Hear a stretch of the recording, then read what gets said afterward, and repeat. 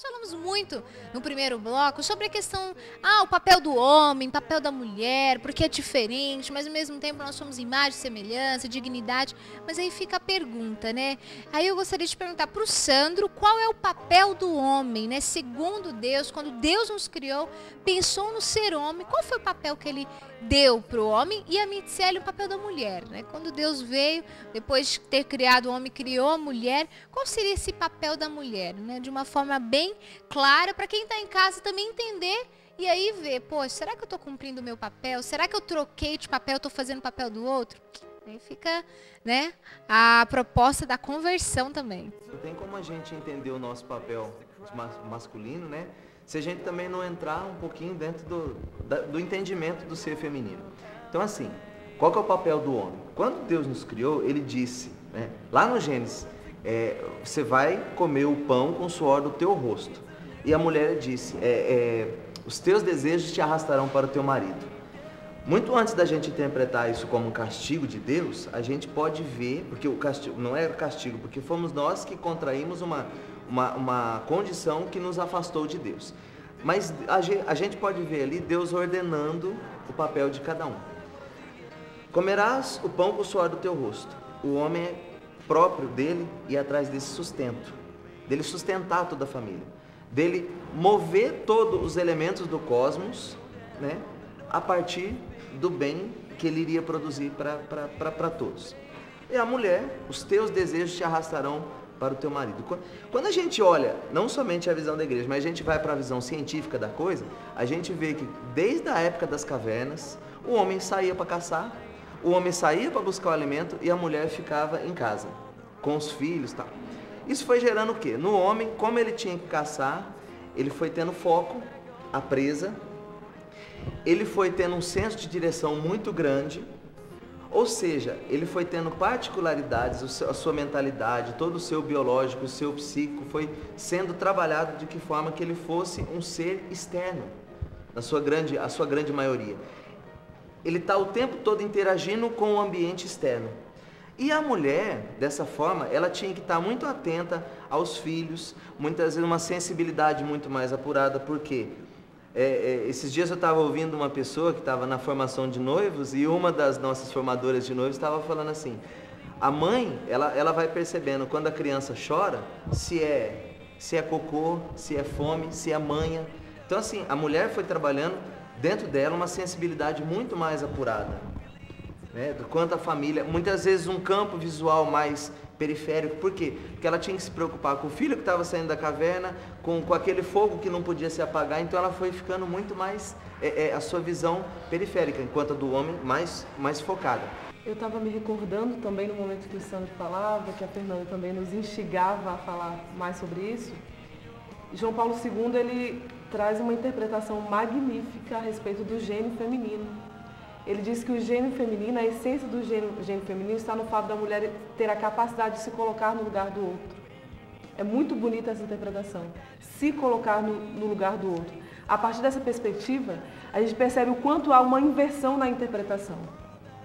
Porque nós sabemos que o feminismo, quando ele foi concebido, no finalzinho do século XIX, início do século XX, a ideia era promover um acesso aos direitos fundamentais, ao voto, ao mercado de trabalho.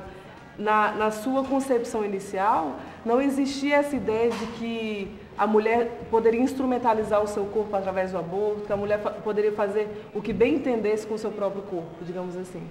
E conforme, digamos assim, o pensamento foi se evoluindo, eu nem diria que é uma evolução, mas na verdade não é uma evolução, na medida que foi, entre aspas, se evoluindo, foi se abrindo a essa possibilidade também. Peraí, então eu posso fazer do meu corpo aquilo que eu quero. O meu corpo ele pode se tornar, então, objeto de desejo sexual. Apenas isso, se resume apenas à sexualidade, se resume apenas ao ato sexual. Não diria sexualidade, porque a sexualidade, como o Sandro disse muito bem, engloba toda a pessoa. Mas o meu corpo ele foi feito, então, somente para o ato sexual. E assim como o homem tem, digamos assim, acesso a esse tipo de prática, eu também posso fazer do meu corpo o que bem entender, sem que para isso eu necessite ter filhos, sem que para isso eu necessite ser mãe, sem que para isso eu necessite desenvolver a minha maternidade. Então, olha só como a mulher ela é ameaçada, muito mais do que o homem, na sua essência. A partir do momento em que ela é ameaçada na sua essência, ou seja, nessa capacidade de se colocar, de ser dom para o outro, que o homem também é, evidentemente, dom para o outro, mas a mulher tem essa natureza nata de se colocar no lugar do outro, da humanidade, independente de quem seja, independente de quem se coloca ao seu lado, independente de quem se faz próximo, aí sim começam a acontecer várias distorções. Então, assim, você perguntou a respeito dessa essência da mulher. Sempre, sempre, sempre, sempre, a essência da mulher vai partir da maternidade. Não tem uma outra definição, não tem uma outra forma dela se realizar. E aí a gente vai percebendo porque existem tantas mulheres que desenvolvem tantos problemas psicológicos, porque acabam se envolvendo tanto na profissão, tanto em outras preocupações, tanto no trabalho, tanto nos afazeres externos, e esquecem-se de corresponder à própria natureza delas. Né? Se você quer realmente voltar à sua essência, ser quem de fato Deus te criou, o plano de amor que Deus tem para você, volta para dentro de si e se pergunta, né? Qual é o meu objetivo? Onde eu quero chegar? É um casamento? É ser uma vocacionada? É preciso saber onde você quer chegar e quais são os instrumentos que você está usando para chegar lá, tá bom? Uma dica, quero um amor maior, 0 operadora 12 31 86 2600 vai te ajudar bastante. Vamos conferir agora a segunda parte do Destrave, onde nós estamos falando sobre a ideologia de gênero. Você confere agora e vai se aprofundar e ver o quanto nós precisamos ainda mais aprender de fato quem somos. Confere aí.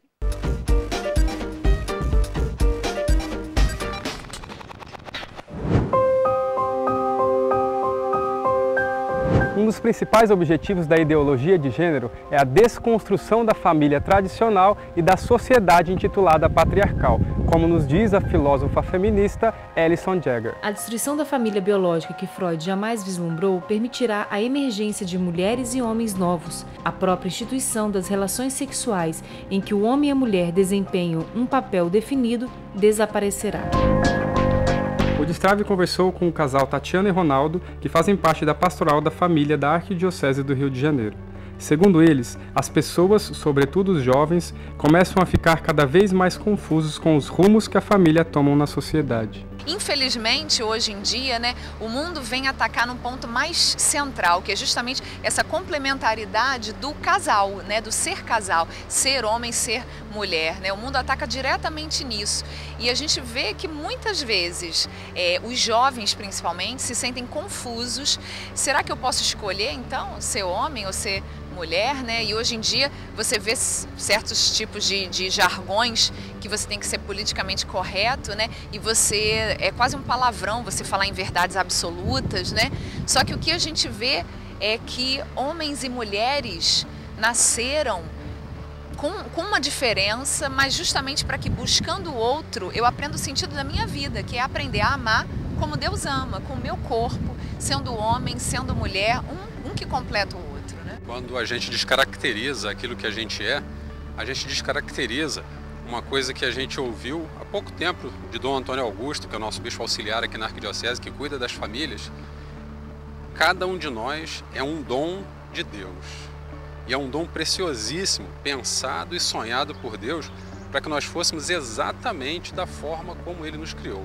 E não nós queremos, por sugestões, por insinuações, dizemos que nós não somos aquilo que nós somos, a sexualidade que nós somos, que nós vivemos e que nós fomos criados. O cardeal Ratzinger, hoje Papa Bento XVI, em 2004, ele mandou uma carta para os bispos onde ele fala do papel do homem e da mulher, numa correlação. E ali ele atenta e diz da ideologia de gênero como uma ameaça também à família, ao seio familiar. De que maneira a família pode ser atingida, ela pode ser até mesmo desfigurada dentro do seu papel atual? A partir do momento que essa ideologia quer constituir uma união entre pessoas do mesmo sexo, seja homens, seja mulheres, e equipará-la a um casamento, a um matrimônio, começa também aí uma grande ameaça à família, porque se vai criando na cultura um conceito de que família é qualquer tipo de união homoafetiva. Os homossexuais, a igreja não se opõe a isso, a que eles tenham os direitos civis respeitados. Agora, confundir isto com direito, por exemplo, a ser chamado de família. Nada contra os homossexuais, nada contra as relações estáveis deles, nada que essas relações sejam reconhecidas civilmente, nada contra. Mas tudo contra que isso seja considerado família e assim vem a adoção de filhos e assim o conceito de família seja tão dilatado, tão tudo que signifique na prática nada. E dentro dessa visão, né, de um dano na família, quais são os outros danos que a gente pode perceber, né, que já estão acontecendo de 95 até agora, 2012, e aquilo que a gente já pode antever, né, prever, né, que essa ideologia pode chegar ao máximo de perversão?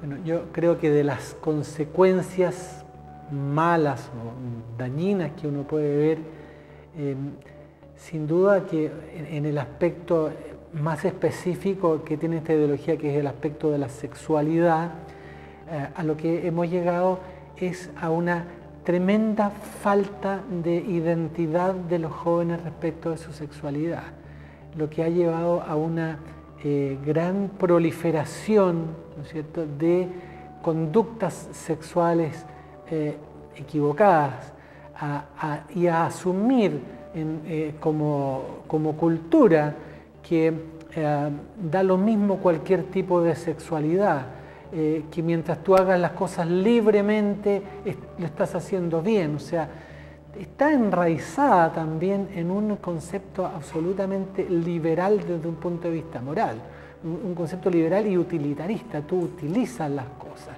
tú utilizas tu sexualidad para obtener placer, no importa cómo. Por eso se opone, entre otras cosas, al concepto de padre, porque el padre es, en su concepto, de algún modo traduce también el concepto de Dios.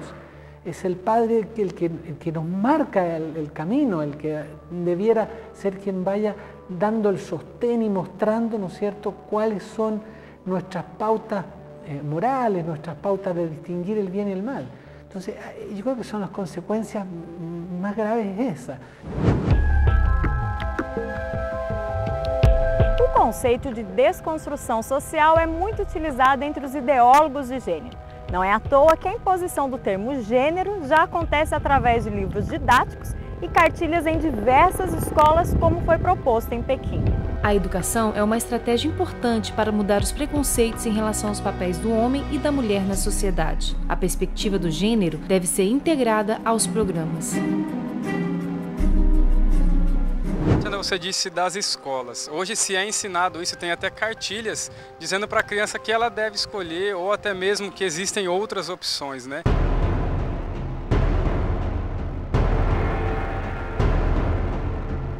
Se eu tenho o meu filho, ele está lá na escola e eu não tenho como barrar essa informação. Mas como que eu devo trabalhar isso dentro da minha casa? Primeiro, o pai e a mãe, eles têm o direito de saber o que a escola ensina. Eu sou professora, eu trabalho em escola também. E o pai e a mãe têm o direito de saber qual é a orientação que a escola está passando para os seus filhos, né?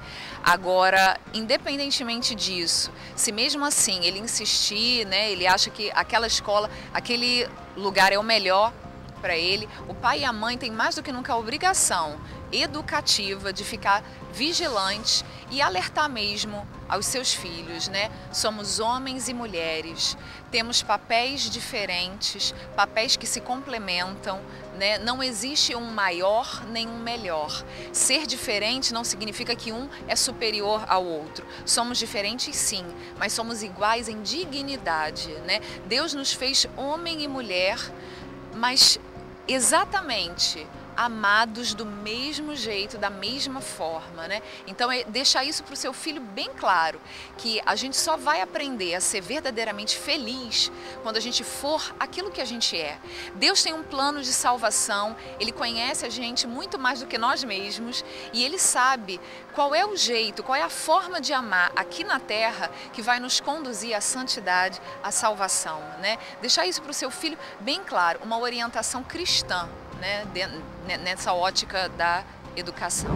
Você afirmar que a relação homem-mulher, que o ser masculino e feminino são produtos culturais, isso mostra claramente, é uma afirmação flagrante da ditadura que nós estamos vivendo.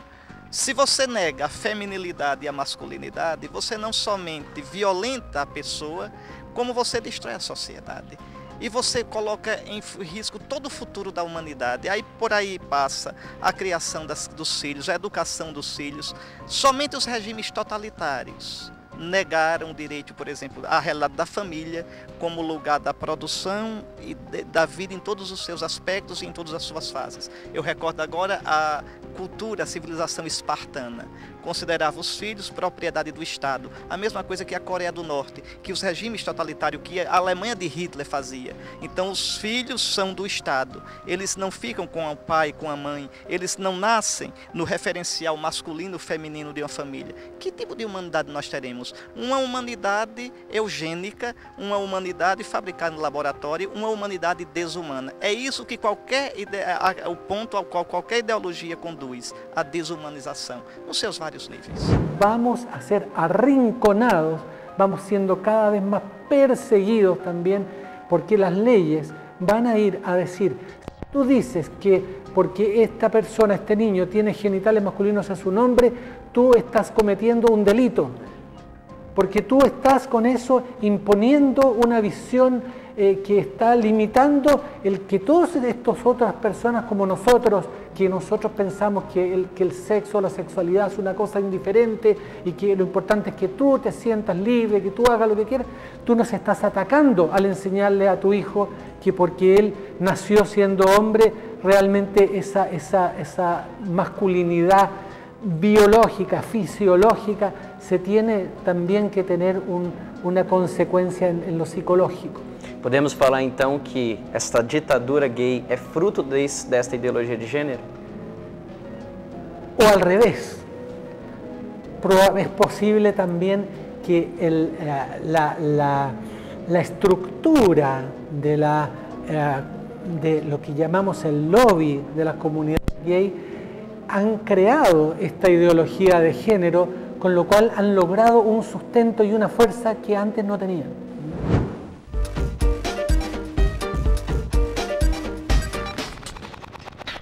Parabéns para a equipe do Destrave. Olha, vale a pena seguir essa galera. CN Destrave, também tem o site destrave.cançãonova.com. E olha, você confere a terceira parte no próximo bloco, então fica ligadinho conosco ainda. Estamos falando do papel do homem, da mulher, identidade, ser homem, ser mulher e tudo mais. Aí entra também a sexualidade. Então Deus, quando pensou na Fernanda, Deus fez ela mulher. Deus, quando pensou no Sandro, fez ele homem. Nós temos essa liberdade de escolher a nossa sexualidade? Até que ponto? O que diz de liberdade para vocês? Mirth, tem como você nascer com cor de olhos diferente do seu pai e da sua mãe? Não tem, né? Não. Mesma coisa, eu queria ter olho azul, sendo que meu pai tem olho castanho e minha mãe também. Não tem como. Então, assim, Deus nos criou com uma identidade e dentro disso existe a identidade sexual que a gente traz, né? O grande perigo disso aí é a gente querer inverter os papéis ou querer entrar numa área que não diz da gente, né? Tava até comentando com a Mirth aqui agora há pouco, não deu tempo da gente comentar tudo, mas assim, estão querendo substituir a palavra sexo, o sexo masculino ou o sexo feminino pelas palavras ideologia de gênero, né? Então assim, nós nascemos com essa identidade. Deus nos criou dentro da missão, dentro daquilo que Deus nos criou, já veio impresso, já veio intrínseco na gente aquilo que nós somos na identidade sexual também, como que nós devemos nos manifestar. Então assim, tirando o sexo masculino, tirando o sexo feminino, você vai colocar ideologia, o gênero que você escolhe e consequentemente há uma distorção do sentido de família. Eu vi vocês falando aí durante o programa tal, né, da identidade, da maternidade da importância para a identidade feminina, mas o Papa João Paulo II, ele vai dizer isso também na Teologia do Corpo, que também para o homem, a sua plena realização, a sua plena identidade está no ser paterno. E aí da forma como que o pai, o ser masculino precisa ser, mostrando esse mundo externo.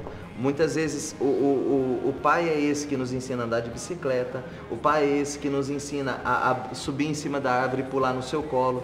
Isso vai levar até uma noção pra gente, desde pequenininho, da imagem de Deus Pai, que é esse que nos segura no colo, é esse que nos lança pela vida, que nos aventura que nos coloca em aventuras pela vida. Então assim, como que um lar como que uma casa vai se fazer, como que uma criança vai ser criada tendo duas mães?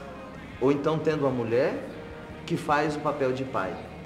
Por mais que ela tenha traços masculinos, por mais que ela queira ser um ser masculino, ela nunca vai ser um pai para aquela criança. A criança, toda criança, tanto o menino quanto a menina, ele precisa ter uma identidade masculina e uma identidade feminina para ele ter como referência. Fernanda, a gente também precisa analisar que existe uma determinação biológica. O ser humano ou nasce mulher ou nasce homem. É aquilo que o próprio Sandro falava no início, quando ele perguntava a respeito da cor dos olhos. Então, nessa grande inversão de valores, nessa grande inversão de interpretação que nós conversávamos durante todo o programa, acontece também uma inversão da própria identidade, daquilo que é o homem e daquilo que é a mulher, aquilo que nós já debatimos no início. Quando acontece essa inversão, essa má interpretação desses papéis, as pessoas elas vão perdendo a ideia do caráter sacrificial, digamos assim, do corpo, do caráter oblativo do próprio corpo. Em que sentido?